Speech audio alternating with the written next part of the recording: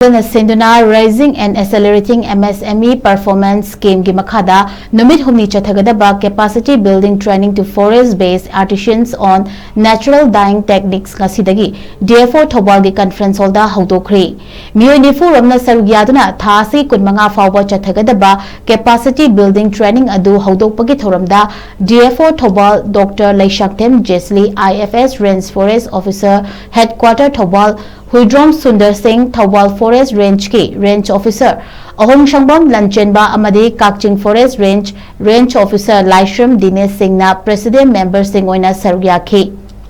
Ngasi haudokhiba numita Natural Dyeing Technique ki State Awardee Brozendro oinam amadi Surmala oinamna trainee oiduna Forest Based Artisans on Natural Dyeing Techniques haibasida takpi tambiki Thoramaduga mari lainana DFO Thoubal Dr. Laishaktem Jesli IFS na phongdokhibada Forest Based Artisans on Natural Dyeing Techniques haiba hiramasida miyamna khangamdaba leidagasu takpi tambiraga khangnaba ngasigi training ase pangthokpani